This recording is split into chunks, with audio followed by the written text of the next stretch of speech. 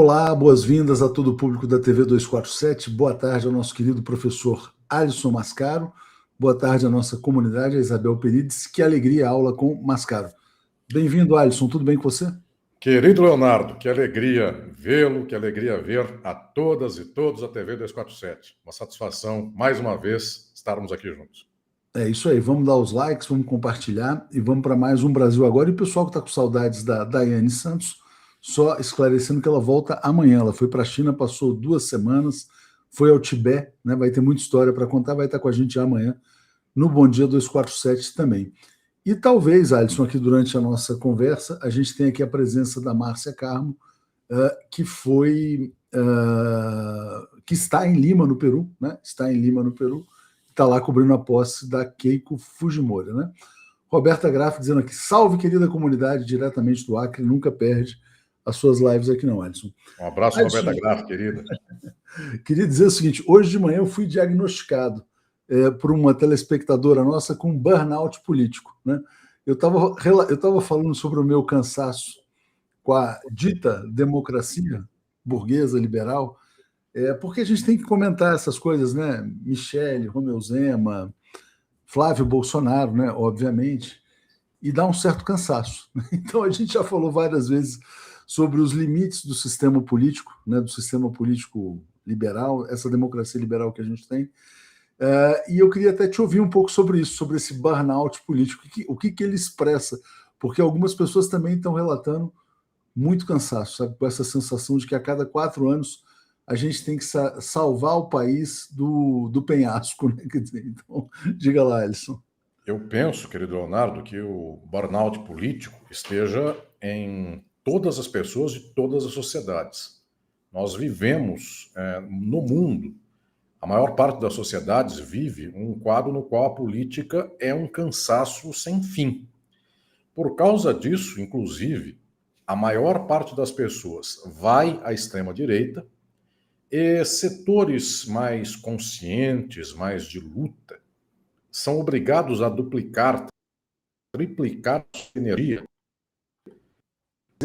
O resto da sociedade, essa massa expressivamente grande da sociedade, não desemboque nessas soluções que são horríveis, que são muito drásticas e muito destruidoras, que são essas da extrema-direita. Então, mundialmente, as pessoas têm sofrido por causa desta forma de organização política.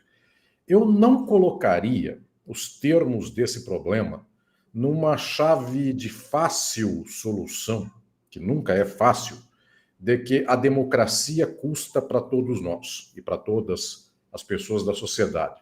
Eu não colocaria nessa chave, porque, a dizer assim, qual é a conclusão que as pessoas fazem? Bom, a democracia é isso, é uma briga constante, toda hora temos que disputar mentes e corações e espaços e interpretações, de tal sorte que será sempre assim. Eu não ponho nessa chave. A questão aí não é democracia. A questão é quem tem o controle do poder das sociedades. Não é o problema a eleição. O problema não é ir a cada primeiro domingo de outubro de 2 anos e votar. Seria gostoso, seria maravilhoso se nós fizéssemos isso. Aquilo que se chamava nos anos 80 festa da democracia. Se fosse só isso. A questão não é essa. A questão é que em todas as sociedades capitalistas do mundo existem controles sociais muito bem estruturados, muito bem arranjados. De tal sorte que o Brasil é uma sociedade cuja ideologia é toda sustentada e controlada pela burguesia do Brasil e pela burguesia e pelos agentes militares e políticos do imperialismo dos Estados Unidos. Então, por causa disso, nós já temos de arrancada que metade da população do Brasil, se fosse só o Brasil, seria só um caso exótico no mundo, metade do Brasil, metade da Argentina, metade do Peru, onde a nossa querida repórter vai daqui a pouco estar presente, a Márcia Carmo, metade da Colômbia, metade do México, metade dos Estados Unidos, por todo lugar, metade é posta a escolher qualquer pessoa em eleição que não seja de esquerda, nem pareça ser de esquerda. Então, pode ser Bolsonaro, Flávio Bolsonaro, um poste, pode ser o Adhemar de Barros, pode ser o Jânio Quadros, não importa, Paulo Maluf, qualquer pessoa que se apresentar sendo contra a esquerda ganha 50% dos votos. Por que isso? Porque as burguesias de todos esses países organizaram as pessoas, as sociedades, as suas mentes e os seus corações a odiarem essas pessoas à esquerda. Então a luta é muito difícil, a luta é efetivamente muito desgastante, porque se o Flávio Bolsonaro faz X, se ele faz Y, o contrário de X ou o contrário de Y, tanto faz. Por causa disso, em Minas Gerais, vamos pegar o exemplo, né, dos mineiros, o senador Cleitinho, de que temos notícia aí pela existência da sua vida política por meio desses folclores aí existentes, esse senador Cleitinho encarnou, neste momento, a vontade destes expressivos números, quase metade da população, que não quer qualquer pessoa que seja da ordem. Então, o senador Cleitinho parece ser contra a ordem. Aí, na Argentina, é o Javier Milei. Aí, antes do senador Cleitinho, foi este Romeu Zema, que era dono de lojas, e assim vai para qualquer lugar. Ou seja, a questão não é o dia 4 de outubro, a questão é que a máquina de controle das mentes e corações, ela não sai da mão de muito poucas pessoas. Então, nós disputamos sempre contra o Instagram, sempre contra o YouTube, sempre contra o Google, sempre contra a Globo, e etc, etc, etc. A pergunta central é por que sociedades como a do Brasil e a dos Estados Unidos têm estas máquinas de operação, que a China não tem. E o problema não é que na China não se vota. Vota-se, e é muito bom que se vote. O problema é que lá não tem esse maquinário dizendo para a pessoa: você não pode votar em qualquer pessoa que pareça ser de esquerda. A palavra comunismo é abominável, comunista é do demônio. Não tem isso. Aí a pessoa vota. Olha, tem tal pessoa ou tal outra. Deixa eu votar, escolha quem é mais agradável, quem ela tem mais afeto. Aí não tem este cerceamento ideológico. Estas sociedades ocidentais, cada vez mais, elas são jungidas às escolhas mais horríveis. Então, sempre o pior de um certo momento histórico é o que tem mais potencial de voto, porque ele parece mais antissistema, ele vai quebrar tudo. O Milei, quanto mais pula, para uma certa porcentagem de argentinos e brasileiros, é maravilhoso. Que ótimo, ele está pulando, ele vai quebrar o sistema. E o povo vai se destruindo, o povo vai se flagelando. E nós vamos, Leonardo querido, você, eu e todas as pessoas que estão aqui, nós vamos falando e falando e falando e falando, e as pessoas não escutam, não escutam, não escutam. Porque não é o problema de escutar Alisson Mascaro falar uma ideia, Leonardo Atushi fazer uma reflexão. Não é nada disso. É porque as pessoas já criaram um imaginário de que se ela é de direita, o patrão dela gosta dela, o chefe da igreja gosta dela, o pastor, o padre, outros mais. Então, já tem um sistema de afeto. Como nós vamos quebrar esse sistema de afeto e fazer outro? Então é um trabalho muito cansativo e o problema, volto a dizer, não se deve colocar na chave eleição, democracia versus qualquer outra coisa. Deve se colocar na chave quem controla as mentes e os corações. Ideologia. Aí é por causa disso que eleições que são muito boas, muito bem-vindas, necessárias para que o povo, inclusive, dê suas percepções, a pergunta não é a eleição, a pergunta é quem controla o povo que vota. A sensação é que a gente pode estar num grande teatro, né, também, ao mesmo tempo, né? Quando você vê uma figura como esse Cleitinho liderando as pesquisas em Minas Gerais, como você mencionou. Aqui, esse comentário é muito interessante, né? A intenção da extrema-direita é exatamente causar esse exaurimento das lutas democráticas. E aí, Alisson, eu estava vendo, eu não sei medir qual que é o impacto, por exemplo, do Javier Milei na convenção do Flávio Bolsonaro. A gente vai ter que esperar as próximas pesquisas. Pode ter sido uma catástrofe, pode ter sido bom para o Flávio Bolsonaro ou pode ter sido nulo, né? E eu vejo matérias que saíram na imprensa dizendo o seguinte: não, a campanha do Flávio Bolsonaro então avalia que o governo Lula mordeu a isca, né, ao brigar com a Argentina, etc. e tal. Vendo aquela cena que é tão grotesca, que deveria ser grotesca para qualquer pessoa com mínimo de discernimento, né? Como é que você explica a competitividade da candidatura do Flávio Bolsonaro? Quer dizer, não chega a ser uma aberração que o presidente Lula, com todo o seu histórico, disputando contra um sobrenome de um político preso por golpe de Estado, uma família notoriamente corrupta, notoriamente com ligações com crime organizado, o presidente Lula tenha que enfrentar mais uma vez uma eleição disputada? Faltou revolução no Brasil. Esse é o problema principal. E como faltou revolução no Brasil, nós não temos estrutura política, nós não temos consciência social, nós não temos instituições, nem tampouco domínio econômico que pense em favor do Brasil. A burguesia do Brasil estruturalmente quer este modelo econômico. A burguesia do Brasil é entreguista, imperialista, e a Milei, neoliberal. inclusive, né, Alisson? Inclusive é apoiadora do Milei, embora não goste da figura, né? Quer dizer, não goste, vamos dizer, não é que não goste, né? Pouco tenha importa vergonha figura, do que ele fez no fim de semana, né?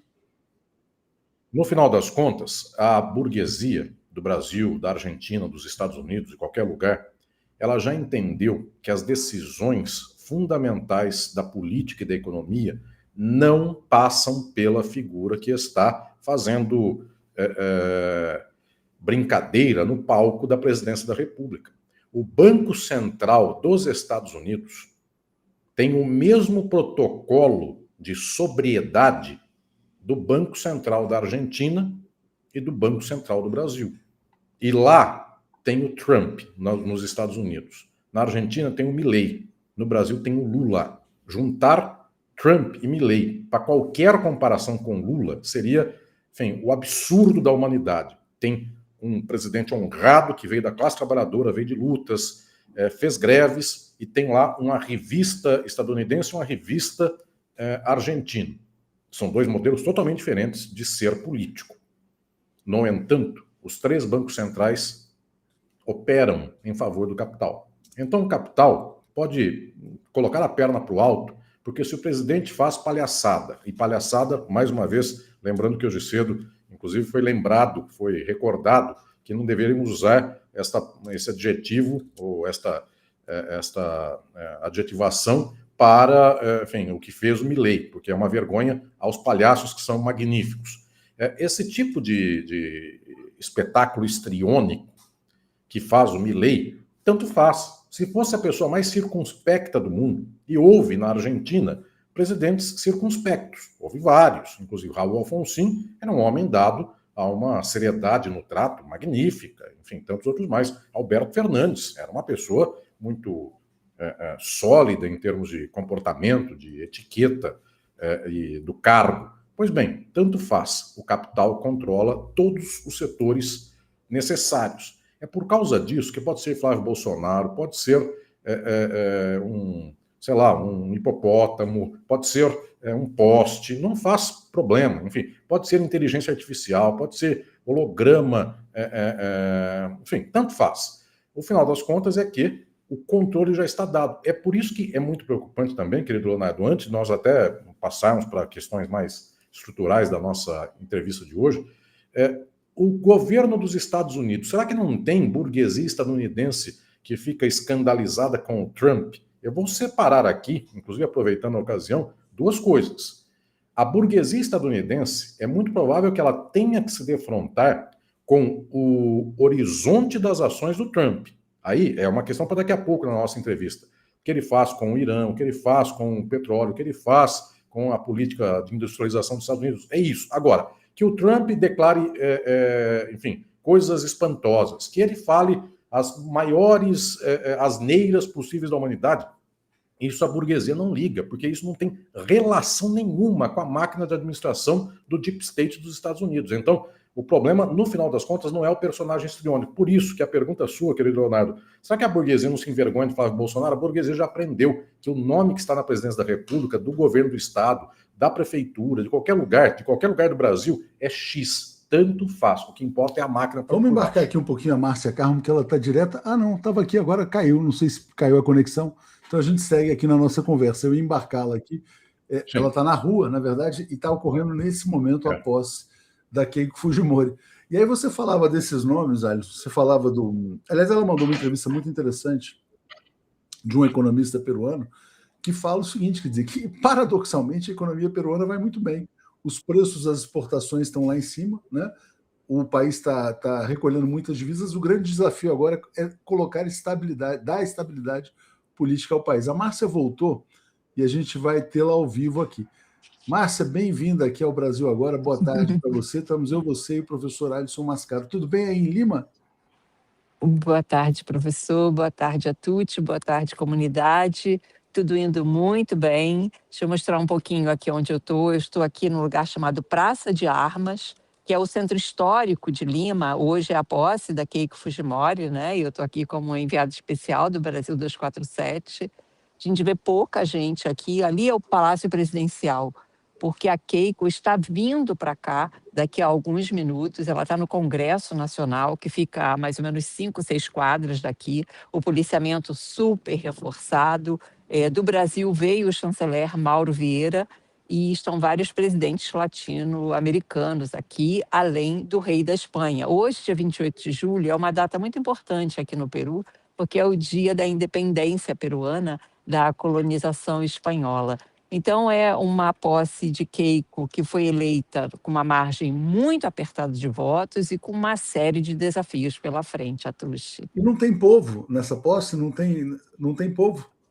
É impressionante. Eu peguei um Uber, eu estava num lugar que fica mais ou menos a 40 minutos daqui, que é onde, enfim, eu estou hospedada, e no caminho está tudo fechado. Assim, é muito impressionante. Tem algumas pessoas, mas não aqui na praça, onde ela daqui a pouco... Tem pessoas no caminho, algumas pessoas em frente ao Congresso Nacional, com bandeiras, mas aqui onde ela chega daqui a pouco, não tem povo, e para a gente passar, a gente só passa na parte de segurança se tiver isso aqui, olha, credencial de imprensa, porque senão ninguém passa. Então, realmente, até agora é sem povo. Vamos ver o que vai acontecer, mas até agora é sem povo e cheio de grades. Não sei se dá para vocês verem aí que tem grades. Dá para ver. E um forte esquema de segurança. Márcia, deixa eu passar para o Alisson, porque é o seguinte, a gente estava falando dos absurdos da extrema-direita, né? A figura do Trump, a figura do Javier Milei, a Márcia é correspondente nossa em Buenos Aires, você sabe, né, Alisson? E perto do Trump, do Milei, a Keiko parece até normal, né? Quer dizer, a gente até... né? A Keiko seria, vamos dizer assim, entre aspas, um sonho de consumo na direita, né? Esse relato da Márcia aí, Alisson, o que ele te provoca dentro dessa nossa reflexão, e a gente devolve para a Márcia? Eu quero saudar a Márcia, que acompanha há tantos anos e admira há tantos anos, e para mim é uma alegria vê-la, não só em Buenos Aires, mas por toda a América latina, fazendo um trabalho tão especial. Esta praça aí, Márcia, já estive nela muitas vezes, e Lima, uma cidade muito, muito especial. Enfim, que trabalho lindo esse seu. Quero lhe fazer uma pergunta. Lhe parece, pela imprensa peruana ou pela opinião destes últimos dias, que Keiko está assumindo uma postura como estes outros governantes da extrema-direita, uma postura arrivista, uma postura de ser contra tudo e todos, ou lhe parece que ela vai tomar o perfil de uma direita tradicional? E aí, somando a isso, a China enviou representantes para essa posse, tem notícia de como está a representação chinesa nessa ocasião? Sim, a China mandou o ministro da Ciência e Tecnologia, ele está aqui, foi visto várias vezes em público, a imagem dele nas televisões locais. A China é o principal parceiro comercial do Peru, os dois países têm uma relação histórica que vem do século XIX. O Peru, sem dúvida, é um dos países da América Latina e do mundo que tem uma relação com a China mais antiga, mais estrutural. E aqui a gente percebe investimentos da China, como o Porto de Xangai, e entre outros. Tá? Os chineses estão aqui em tecnologia, em estradas, em infraestrutura. E houve uma imigração muito forte da China aqui já desde o século XIX. Isso tem uma influência na gastronomia peruana, tão famosa aqui, né, que mistura Japão, China, Inca e etc. Mas sobre a Keiko ela é uma política da direita tradicional. Essa foi a quarta vez que ela tentou a presidência, foi eleita por uma margem de apenas 50 mil votos. Os votos do exterior foram decisivos para a eleição de Keiko Fujimori, mas ela vai ser pragmática, relação pragmática com o Brasil, com a China, com os Estados Unidos e, inclusive, com a extrema-direita.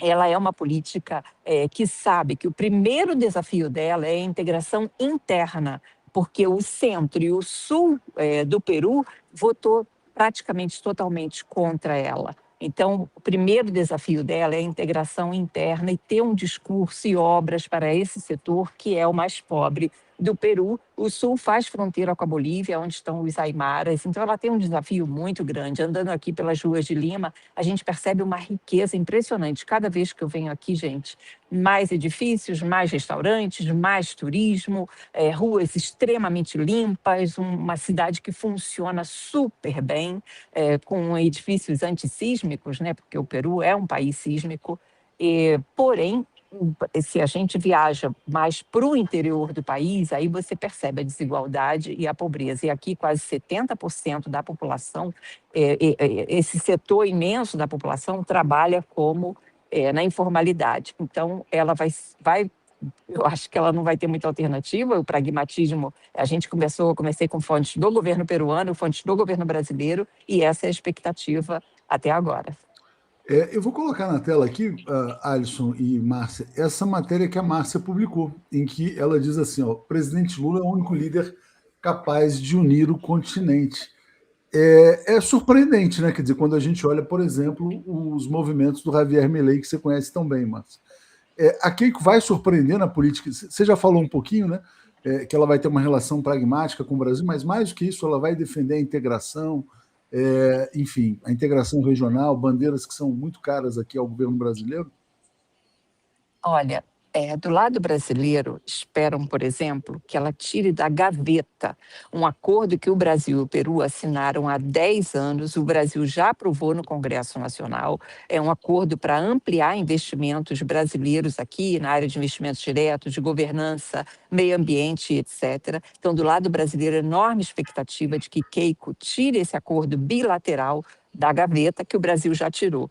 Mas, em relação ao Peru, o que ela vai buscar? Ela vai buscar uma espécie de multilateralismo. O Peru tem acordos de livre comércio com vários países. O que ela vai tentar ser é uma espécie de equilibrista na política externa. Ela hoje, por exemplo, esteve com Javier Milei, que está aqui. Ela esteve com Caspi, outro da extrema-direita do Chile. Esteve com Santiago Penha, com o Rodrigo Paz, da Bolívia. Ela se reuniu separadamente com cada um deles, além de recebê-los formalmente. E eu acho que, você falou no Milei, eu acho que tem um detalhe muito, muito importante. O Caspi do Chile é da extrema-direita, o primeiro presidente em tempos democráticos no Chile a ser eleito, o Pinochet, no fim dos anos 80, fez um plebiscito perguntando à população, vocês querem que eu continue ou não?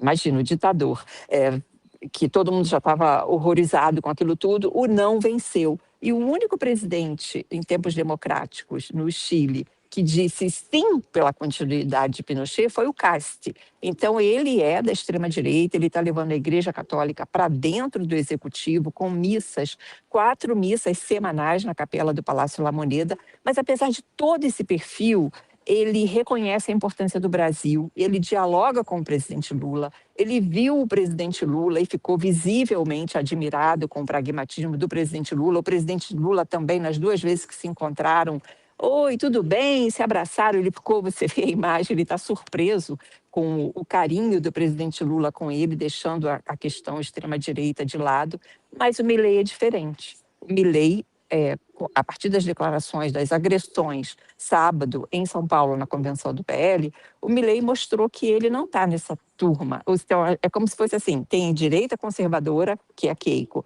extrema-direita, Caspi, e uma coisa nova que o Milei está lançando, que é uma extrema-direita extremamente agressiva em relação ao Brasil, maior país da América Latina, em termos territoriais, populacionais e de economia, e que ninguém quer brigar com o Brasil por tudo isso, né? E uma coisa interessante, né, já identificado pelo governo brasileiro, Alisson e Márcia, quer dizer, que o Milei, ele é um instrumento do Trump na América Latina. Ele está aqui para tumultuar. Ontem eu recebi o Paulo Nogueira Batista Júnior, ele falava, olha, muito cuidado para não cair nas provocações do Milei, porque o objetivo pode ser exatamente esse, né, o de dividir países que são amigos históricos. Alisson, eu vou te passar para fazer mais uma colocação para a Márcia, e depois a Márcia retoma a cobertura e a gente volta aqui para a nossa análise aqui. Diga lá, Alisson. Quero aproveitar, inclusive, fazer mais uma pergunta para a Márcia. Nós sempre temos no Brasil uma representação do governo brasileiro quando há posses, mas o Peru tem um dado a mais. Nós temos aqui uma ouvinte nossa, Roberta Graff, que é do Acre. O Acre, por fazer muita fronteira com o Peru, via de regra, ele também faz uma espécie de relação própria do ente nacional, do Estado do Acre com o Peru. Eventualmente, o governo do Acre mandou representante, o próprio governador. Tem-se notícia de uma representação do Acre específica ou só a nacional de Brasília? Por enquanto, só a nacional de Brasília. É interessante, né, o senhor falar sobre o Acre, porque, de fato, o Brasil e o Peru têm uma estrada, uma infraestrutura importante que é para a exportação dos produtos brasileiros pelo Pacífico, né, que o Peru, o Chile e Colômbia são banhados pelo Pacífico, que ligam com a China, né, os países asiáticos, e o Acre é fundamental, porque passa por ali essa infraestrutura. Mas que eu saiba, oficialmente não veio ninguém do Acre, apesar de aqui no Peru reconhecerem a importância dessa relação direta, Peru e Acre, ou seja, quando o Brasil exporta, é até mais perto do Acre para cá do que de São Paulo, né? Por outras vias, né? E é essa a expectativa do governo brasileiro, que se possa avançar nesse acordo que o Brasil já aprovou para acelerar essa integração e esse ritmo de exportações também do Brasil.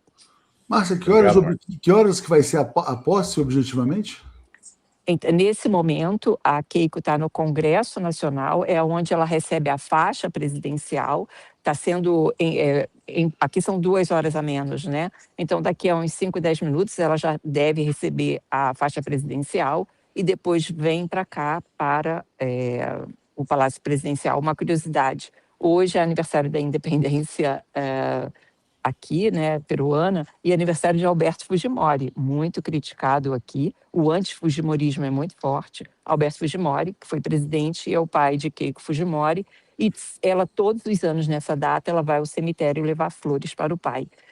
Hoje ela não fez isso. Simbólico, né? Márcia, obrigado. Você pode voltar aqui a qualquer momento. Vou seguir aqui com o Alisson. Valeu, obrigado a você. Márcia. Tchau.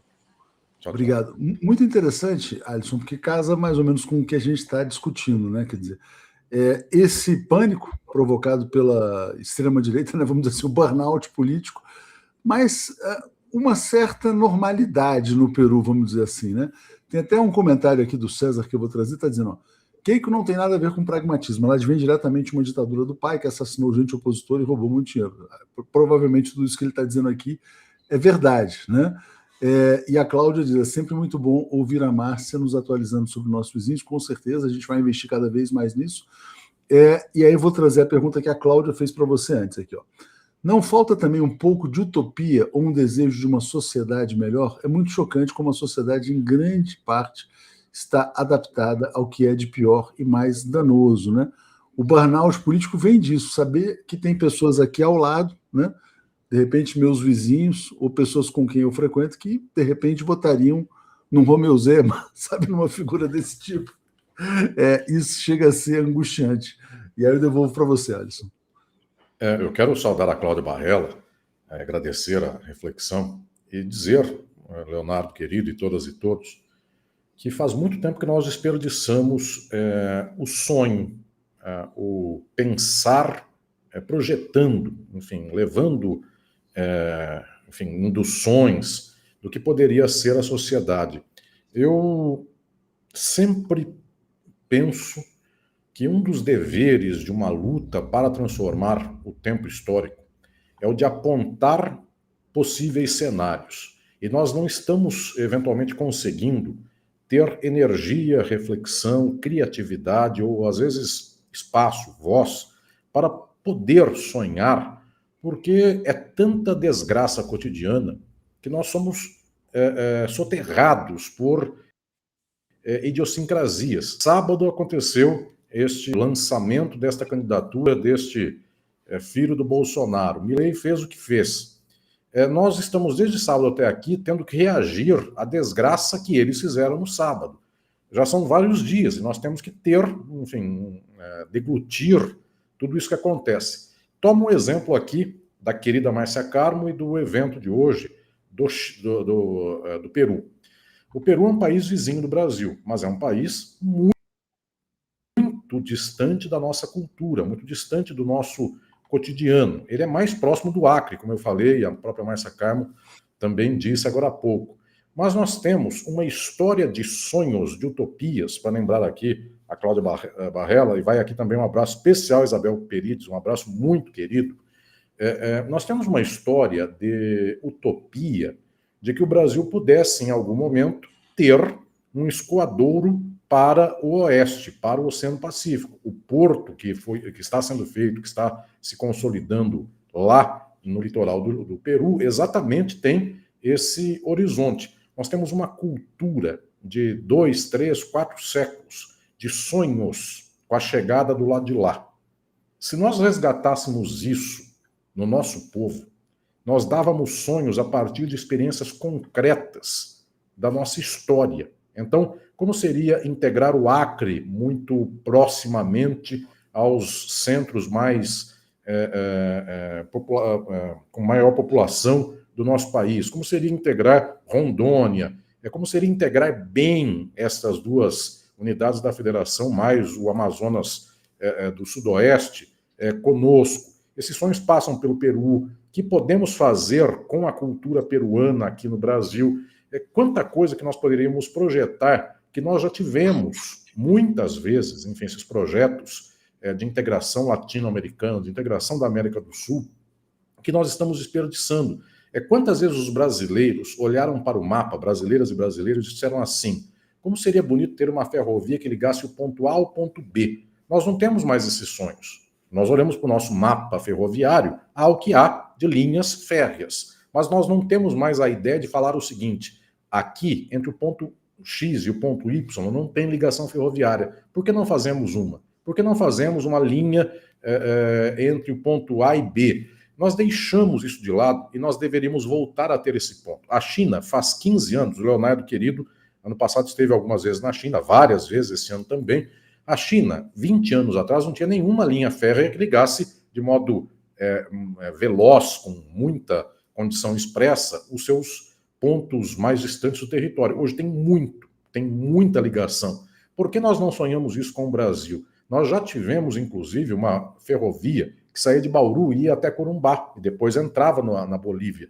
E aí nós pensamos, perdemos isso, agora não temos mais esse espaço. E por que não sonharmos nós com uma ferrovia que venha de Rio Branco, venha a Porto Velho, de lá venha até Cuiabá e possa se integrar com Brasília e outros espaços mais, e depois aí, a partir daí, até o Peru. O Peru tem uma história riquíssima, uma história que nós desconhecemos. O povo inca peruano é um povo que, eventualmente, no mundo antigo, pouquíssimas sociedades teve a opulência, o saber, a cultura desse povo. Nós não temos acesso a isso no Brasil. Eventualmente, até o peruano de certo extrato social, eu diria burguês, não quer ter acesso a isso, ele quer ser europeu, ele quer pisar nessa cultura. Quanto a gente pode sonhar junto, Leonardo querido e todos eles. Muito bom, Alisson. Deixa eu só trazer alguns comentários, eu vou retomar a discussão aqui que a gente vinha travando aqui.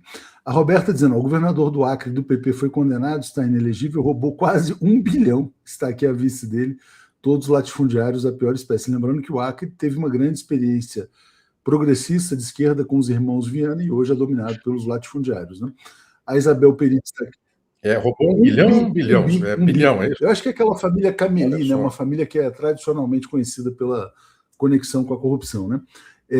A Isabel Perides está nos apoiando aqui também, e a Roberta fala: infelizmente sofremos com crimes de madeira, petróleo e drogas na fronteira com o Acre. Peruanos nos invadindo, fazem ameaças de morte, indígenas isolados fugindo para cá. Alisson, aí voltando para a nossa discussão, né, sobre os riscos, né, que cercam a eleição brasileira, essa aliança do trumpismo, né, vamos dizer assim, com bolsonarismo, com Javier Milei, os governos de direita aí avançando na América Latina. Quer dizer, o presidente Lula está sendo visto como a última barreira, vamos dizer assim, a última peça no dominó, né? E você fala que a luta ideológica foi muito fraca no Brasil, tem sido muito fraca. E aí a gente cai nesse comentário aqui do Rodrigo Giacomini. A esquerda precisa travar a luta de classe. No Brasil, o pobre luta pelo rico. Isso precisa ser exposto, né? Então, eu queria te pedir para continuar a reflexão a partir desse comentário aqui do Rodrigo. Eu deixei para hoje, querido Leonardo, para todas e todos, minhas queridas e meus queridos, que me acompanham, inclusive, nessa caminhada, com tanto horizonte, tanta coisa que estamos aqui juntos empreendendo. Eu deixei para hoje uma reflexão que eu penso seja fundamental e até este momento no mundo ninguém fez. Eu quero deixar aqui neste momento a primeira marca desta reflexão. O que Trump tem tentado fazer com a América Latina e agora tentará, não sabemos se com êxito ou não, fazer no Brasil, nesta próxima eleição, para alijar o presidente Lula do poder e ter algum candidato fantoche da extrema-direita, é a tratativa, o empreendimento de tornar a América Latina, pasmem, porque é a primeira vez que minhas queridas e queridos escutarão alguém falar uma coisa como esta, é tornar a América Latina politicamente tão pobre quanto a Europa. É isto mesmo que estou aqui dizendo. A Europa é um continente politicamente esterilizado, politicamente sugado, sem força, sem soberania, sem autonomia, subjugado inclusive militarmente pelos Estados Unidos mediante a OTAN. A América Latina, politicamente, não é isso. A América Latina tem estados com lutas políticas e sociais, cada qual com a sua história. O Peru tem uma história de muitas belíssimas batalhas, de muitas tragédias, como o Fujimorismo e outras mais. O Brasil tem uma história, a Argentina tem outra, teve ditaduras, enfim, todo o horror que nós conhecemos e toda a luta contra esses horrores. Pois bem, já há muitas décadas, a Europa não tem mais essa história. Depois da Segunda Guerra Mundial, a Europa foi pasteurizada pelo imperialismo dos Estados Unidos. Então, o governo Todos são da iguais, Inglaterra, né? governo da Só para, França, desculpa te cortar, mas na Inglaterra são 10 e a gente não sabe a diferença entre um e outro, né? governo da Inglaterra, governo da França, governo da Itália e de qualquer lugar, é tudo igual. E não é só igual internamente, dentro desse país. Se nós tomarmos, como bem disse nosso querido Leonardo, os 10 últimos primeiros ministros da Inglaterra são todos iguais. Não sabemos a diferença, podemos até tentar vasculhar o nome, mas que fizeram na prática de diferença? Nada. Não é só, são todos iguais entre si dentro de um país, são todos iguais comparando um país com o outro. Então, o que estou dizendo é que a Europa, já há décadas, morreu politicamente. A América Latina não morreu. Enfrentou. Não quer dizer que ela tenha sido muito melhor do que a Europa. Pode ter sido e muitas vezes pode não ter sido. A experiência do chavismo só teve na América Latina. Na Europa não teve. Nas últimas décadas. Alguém vai dizer, mas naquele momento da Segunda Guerra Mundial, naquele momento a Europa chegou ao ápice da luta política. Depois ela foi esterilizada. O que é hoje o plano dos Estados Unidos? Esterilizar politicamente a América Latina como foi esterilizada a Europa. Eu estou dizendo aqui de um modo muito potente, muito cristalino, porque a América Latina ainda hoje é mais pulsante politicamente do que a Europa. A América Latina tem a ensinar aos europeus e não a aprender com eles. E exatamente o que faz o imperialismo estadunidense é buscar esterilizar a América Latina. Faltam 2 apenas, México e Brasil. Mas se isso acontecer, Alisson, eles não vão precisar nem da extrema-direita. Nem a extrema-direita. Se isso acontecer, a própria extrema-direita vai se tornar desnecessária também. Como se tornou na Europa, na medida em que a Marine Le Pen, ela... Enfim, o que se pode fazer nesse sentido? O que ela pode fazer muito diferente? Esta primeira-ministra, a Melônia, né, não é isso? Da Itália? Enfim, Meloni, ela toma o poder, parece uma figura altamente arrivista, altamente, seria uma espécie de Milley italiano, e ao cabo não tem diferença nenhuma para o Macron, enfim, que teoricamente come com talheres e coisas mais. É tudo igual, pasteuriza inclusive a extrema-direita. A extrema-direita desses países, ela não será mais somente exótica, ela será um elemento de reprodução do sistema, como é também a Meloni na Europa e qualquer outra pessoa desse perfil. Então, o que estou dizendo é que o grande projeto do imperialismo, nós temos a ideia de dizer assim, a América Latina é muito fraquinha, é muito desgraçada, coitadinho do continente, do subcontinente latino-americano, etc, etc, etc. A Europa faz 60, 70 anos, não tem nada para dar de contribuição política para o mundo, nada, e está morrendo, porque está sendo sugada pelos Estados Unidos. Então o plano agora é morrer também a América Latina. Por quê? Porque o polo dinâmico, político e econômico do mundo é o Oriente, é a Ásia, é a China, é a Rússia, é Irã, os países adjacentes, e, se duvidar, é a África. Burkina Faso, agora não me ocorre o nome do nosso grande líder de Burkina Faso, o atual, depois alguém até anota aí esse nome, mas todo movimento político inovador não está mais aqui entre nós. Hugo Chávez foi o último desse movimento. Lula e Sheinbaum são a última administração com algum degradê para tentar se diferenciar do quadro geral do imperialismo. Nós estamos vendo agora o sufocamento disso. Na hora que a América Latina virar uma Europa, é porque todo mundo tem a ideia contrária. Nossa, o dia que a gente virar a Europa, que ótimo seria. O dia que a América Latina virar a Europa, as nossas empresas acabam de morrer. Porque é exatamente isso que está acontecendo com a Volkswagen na Alemanha, que está acontecendo com as empresas automobilísticas nórdicas. Estão todas sendo compradas por empresas da China. Mantém o logotipo, mas a plataforma inteira passa a ser chinesa. O que nós estamos vendo, então? Uma política tão horrenda, uma política tão absurda. E o meu medo, Leonardo querido, nunca alguém falou isso que eu vou dizer aqui agora. Quero falar pela primeira vez. O Brasil, para os termos econômicos, tem a mesma centralidade estratégica para o imperialismo, para os Estados Unidos, do que a Alemanha. A Alemanha, se não brigasse com a Rússia, ela tinha o gás russo a um preço baixíssimo, muito favorável a ela, e a indústria alemã tinha fôlego. Mas ela é totalmente subjugada pelo sistema OTAN. Ela quer estar no sistema OTAN.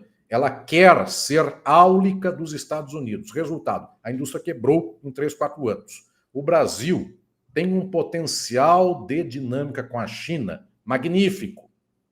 No entanto, se esta burguesia do Brasil, esta fração política do Brasil, com mais o imperialismo dos Estados Unidos, resolve dar as costas para a China, como a Alemanha deu para a Rússia, e olhar para os Estados Unidos e dizer, somos todos amigos e agora Miami e o Pato Donald são nosso horizonte comum, o Brasil terá, em alguns anos, a mesma condição que tem a Alemanha, que tem o potencial enorme com a Rússia, mas que os Estados Unidos fizeram dar as costas aos russos para comprar gás que vem por navio, ou sei que meio que vem, pagando 5, 6, 7 vezes mais para fazer a sua indústria ter dinâmica, e não tem dinâmica nenhuma. Então, observemos nós, o Brasil equivale na América Latina ao que a Alemanha equivale na Europa. Se a Alemanha quebrou, o Brasil também pode quebrar. E quebrar não quer dizer, então nunca mais o Brasil se recompõe. Quer dizer que perde a tração, perde a dinâmica.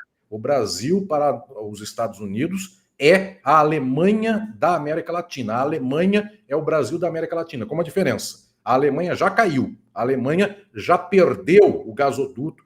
Ela mesma explodiu o gasoduto. Ela mesma compra gás com 6 vezes mais preço. O Brasil não caiu ainda totalmente nas mãos dos Estados Unidos. Então, agora é um momento decisivo. Ou o Brasil não vira a Alemanha. Olhem bem, não estou dizendo que o Brasil virar a Alemanha. Estou dizendo o contrário. O Brasil tem que não virar a Alemanha. Politicamente falando. A Alemanha é possível. É isto. O Brasil tem que ter a sua independência econômica e política. O Brasil, obviamente, tem muito menos industrialização do que a Alemanha. Só que o potencial da Alemanha de crescer a partir de onde ela está, acabou. O potencial do Brasil de crescer, se ele se junta aos BRICS efetivamente, não só no protocolo é imenso. Então o Brasil não tem que ser alemão. É isso, só ler esse comentário que eu queria trazer aqui do Wagner. Ao deixarmos de lado nossos sonhos utópicos, permitimos que os pesadelos distópicos avançassem. O pessoal lembrou aqui que o líder lá de Burkina Faso é o Ibrahim Traoré, né? Quer dizer, então aí, obrigado ao público por trazer. Também, Alisson, eu vou ler esse comentário aqui do Rodrigo, né? Que ele fala assim: o Trump está se reunindo com Netanyahu e Zelensky para tramar a guerra mundial. E nessa semana, você está falando da questão Brasil-China, né? Logo depois do espetáculo do Milei, o presidente Lula tomou a iniciativa, ligou para o presidente da China, Xi Jinping, e os dois se comprometeram a aprofundar a integração entre os dois países. Aí a gente até fez uma live, o Bom Dia 247 de segunda-feira, que era o Lula enfrentando uma espécie de eixo do mal, como havia o eixo nazista na Segunda Guerra Mundial, né? O eixo nazista, Alemanha, Itália, Japão, né? Hoje esse eixo é representado por Trump, Milei e Netanyahu. E o Lula lutando contra este eixo também.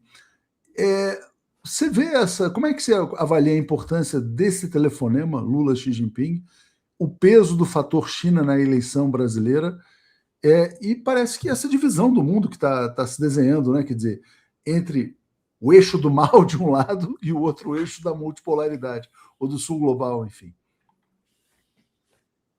Parece hoje para nós, Leonardo querido, e é mesmo, que é um telefonema possível, ele não é escandaloso, porque o presidente Lula tem boas relações com o presidente Xi Jinping. E o Brasil e a China têm uma plataforma comum imensa. Mas qual é o objetivo, eventualmente, da ligação para impedir uma meta futura do imperialismo? E qual seria o objetivo do imperialismo daqui a alguns anos? Se o Brasil cai na mão dos Estados Unidos, como os demais países da América Latina caíram, e então aqui se faz a OTAN Latina, e que se soma à OTAN europeia, e aí vira este Ocidente decadente, todo ele sequestrado pelo imperialismo estadunidense. Alguém vai dizer, mas é decadente, mas tem o Museu do Louvre, etc. Já entendemos, enfim, a Europa tem uma economia muito sofisticada, tem uma riqueza, roubou o mundo muito tempo, enfim, tem muita riqueza acumulada. Se nós andarmos por Londres, Paris, enfim, e adjacências, o que tem de riqueza acumulada do mundo lá, enfim, é imenso. Enfim, o senhor disse do Louvre. O Louvre tomou meio mundo em termos de obra de arte, pois lá, roubando. Pois bem, os Estados Unidos têm riqueza, enfim, para passar muito tempo. Só que tem um povo paupérrimo, um povo usando drogas, drogadito. A Europa cada vez mais tem fenômenos como favelização, que não tinha. Então, não é só que tem riqueza e ficou com essa riqueza. Começa a não ter tração no desenvolvimento econômico. A América Latina, obviamente, não tem a riqueza que tem os Estados Unidos e a Europa, mas precisa de mais tração ainda, exatamente porque não tem esta riqueza urbana, não tem casa para todo mundo, não tem ruas asfaltadas, água e esgoto, etc. e tal. Então precisaria de mais dinâmica. E o objetivo é cortar essa dinâmica. Pois bem, por que estou dizendo tudo isso? Porque o telefonema do presidente Lula para o presidente Xi Jinping, para nós hoje, soa como um símbolo de que o Brasil tem relações com a China e tem relações com os BRICS. E é bom para nós, porque BRICS, este B que inicia o nome é Brasil. Só que o objetivo final é fazer com que daqui a alguns anos nenhum presidente do Brasil possa ligar para um presidente da China. E se ligar, é por circunstâncias muito excepcionais. Querem um exemplo?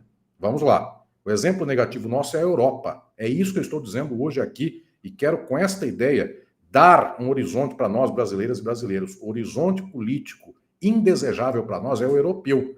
Imagina-se que o primeiro-ministro da Alemanha, confrontado com alguma política que ele não tenha gostado dos Estados Unidos, pegue um telefone e ligue para o Putin no domingo, como Lula ligou para o Xi Jinping. Não se imagina, porque se o primeiro-ministro da Alemanha ligar para o Putin, ele pode até ligar, e eventualmente nesses anos deve ter ligado algumas vezes, mas é uma conversa de briga. Você fez isso, eu não quero, não aceito. É uma conversa de confrontação. Ligar para dizer assim, vamos ampliar os nossos negócios porque os Estados Unidos está na minha porta. O primeiro-ministro da Alemanha não pode fazer isso com o Putin. O Lula pode fazer isso com o Xi Jinping E a nós, brasileiros e brasileiras, isso soa como tranquilo, normal. Nós somos os BRICS, nós vendemos, exportamos os produtos agrícolas para a China, nosso maior parceiro de importação de soja e outros produtos básicos, etc, etc, etc, e importamos deles muita coisa industrializada.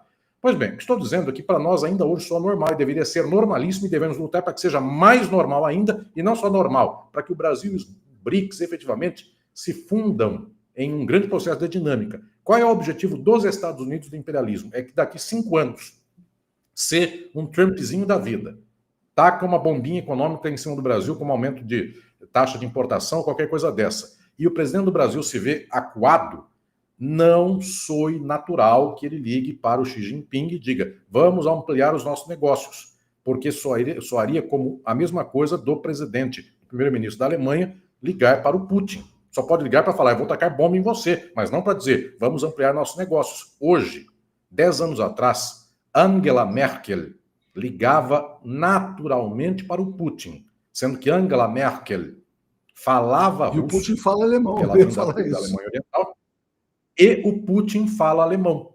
Então, eles tinham, se duvidar, ela podia falar em alemão e ele falar em russo, sem precisar de tradutor. Isto, até 10 anos, era naturalíssimo, tanto é que foi feito o gasoduto Rússia-Alemanha. Os dois fizeram. Ninguém imaginava que essa cena seria horrorosa. Vejam, 10 anos atrás. Hoje, Lula ligou para Xi Jinping domingo. Hoje é terça. Para nós, ótimo, maravilhoso, não parece anormal. Por que nos dizem que daqui 10 anos esta cena não poderia parecer normal? 10 anos atrás, Angela Merkel fazia isso. É inimaginável que hoje a Alemanha faça, e não venham me dizer: a Alemanha então progrediu porque está agora no eixo dos países do bem, só conversa e com as democracias, só fala com as democracias para voltar com presidentes democráticos e que sejam normais. É Donald Trump que quer invadir a Groenlândia.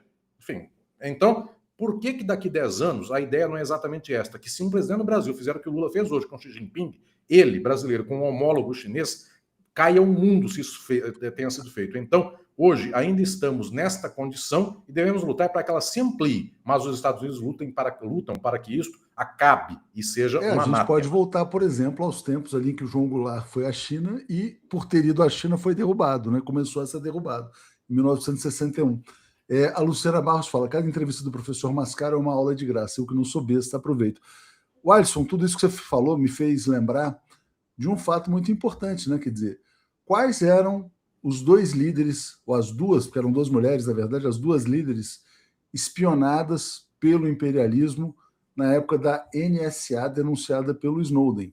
Angela Merkel e Dilma Rousseff, né? Os principais alvos do imperialismo naquele momento, por serem países grandes, gigantes, Alemanha e Brasil.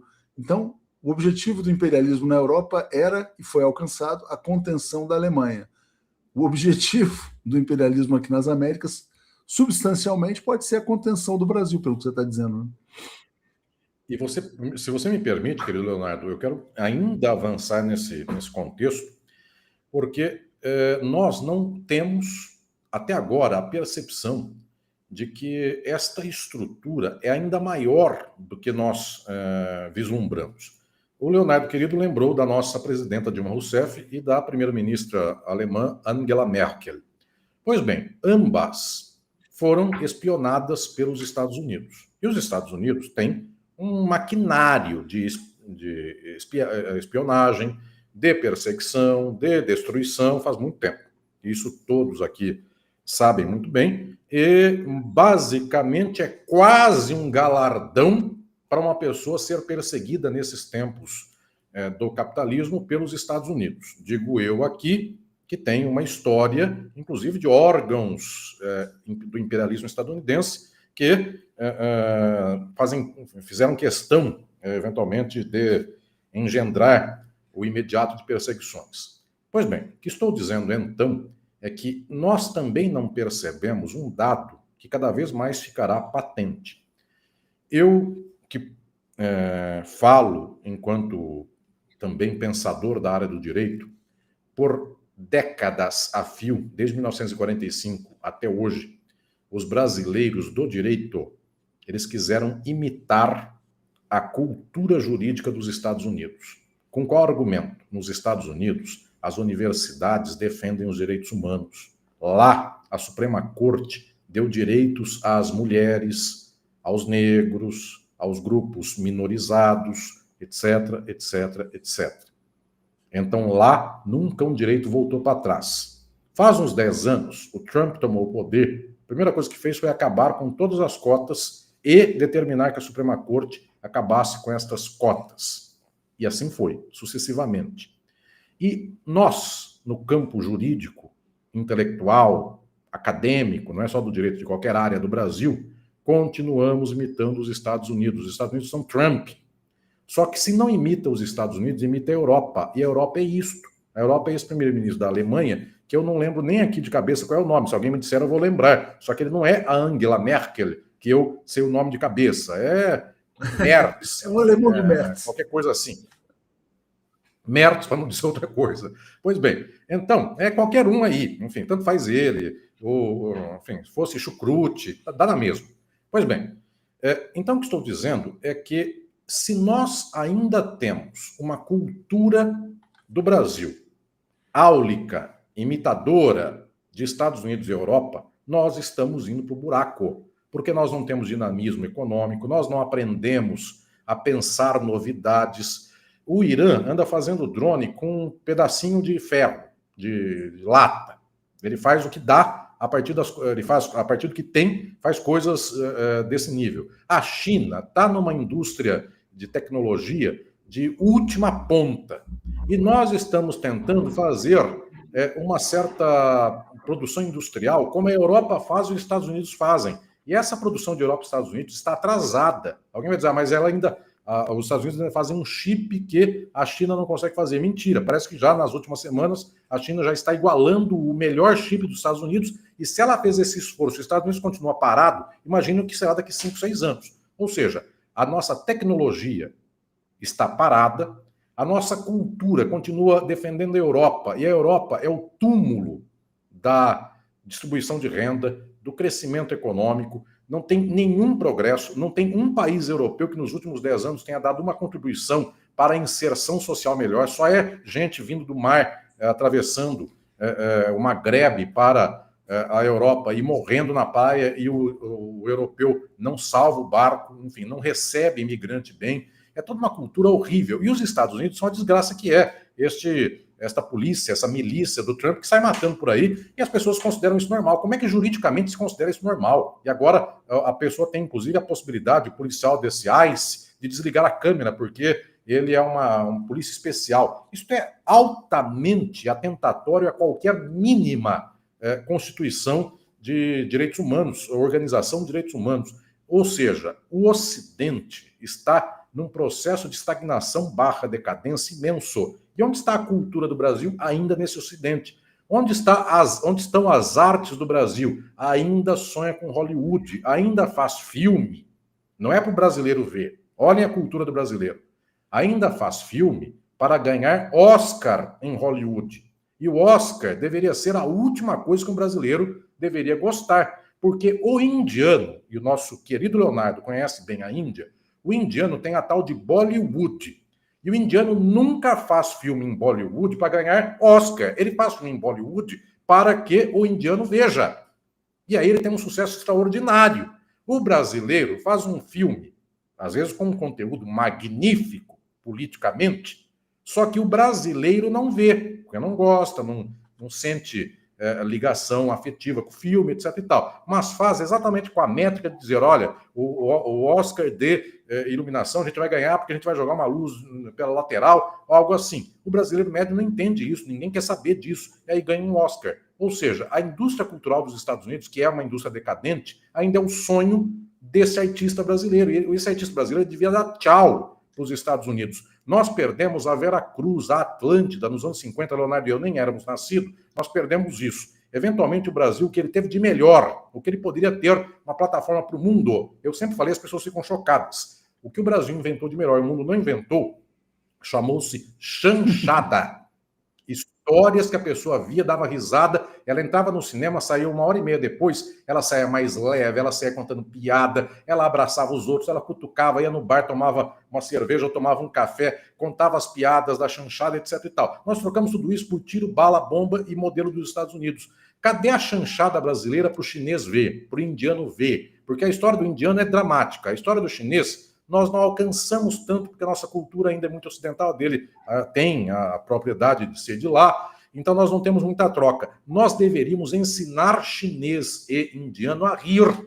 A chanchada brasileira é uma plataforma, inclusive, de humor, de sorriso, que pouco custo tinha em termos de afronta ao outro. Aí vem o stand-up imitado dos Estados Unidos, no qual uma pessoa sozinha pega o microfone e ela começa a xingar grupos sociais vulneráveis, ela começa a pegar padrões estereotipados para diminuir pessoas e etc e tal, fica um humor cáustico, um humor de destruição do outro, é o humor da classe média, são esses pânicos da vida, são esses CQCs da vida, que são antessala da extrema-direita. Bolsonaro frequentava esses locais, não sei quais deles, mas alguns deles sim. E nós tínhamos a chanchada, era alegria, era, enfim, uma certa forma leve de ser. O Brasil deveria ensinar o mundo, mas para ensinar o mundo, eu estou falando uma coisa muito simples. Até o filme brasileiro tem que parar de querer ganhar o Oscar.